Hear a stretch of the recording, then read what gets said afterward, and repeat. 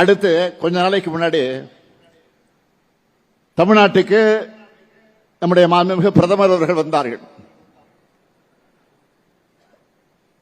ராமேஸ்வரத்துக்கு வந்தார்கள், ராமநாதபுரம் மாவட்டத்துக்கு வந்தார்கள், பாலத்தை திறந்து வைக்க வந்தார்கள்.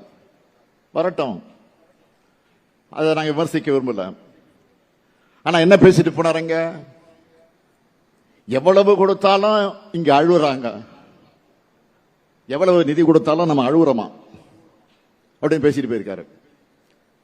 நான் மிகுந்த அடக்கத்தோடு மரியாதையோடு மாண்புமிகு பிரதமருக்கு நினைவுபடுத்த விரும்புவது, ஒன்றிய அரசிடம் கையேந்தி நிற்க மாநிலங்கள் பிச்சைக்காரர்களான்னு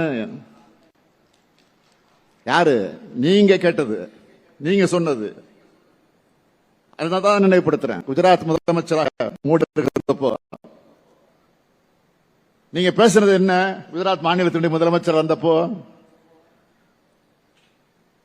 ஆளுநர்கள் மூலமாக தனி ராஜாங்கம் பண்றாங்க. யாரு? மோடி பேசுறாரு. இப்போ குஜராத் முதலமைச்சராக இருந்தப்போ எதிர்கட்சி ஆளும் மாநிலங்களுக்கு ஒன்றிய அரசு நிதி வழங்குறதுல பாரபட்சம் காட்டுதுன்னு புகார் சொன்னார். யாரு? மோடி அவர்கள். இப்ப நாங்க கேட்டா மட்டும் அழுறாங்கன்னு சொல்றது எந்த வகையில் நியாயம்? நான் கேட்பது அழுகை அல்ல, அது தமிழ்நாட்டினுடைய உரிமை. நான் அழுது புலம்பரணும் இல்ல, ஊர்ந்து போய் யார் காலையும் விடறவனும் இல்ல.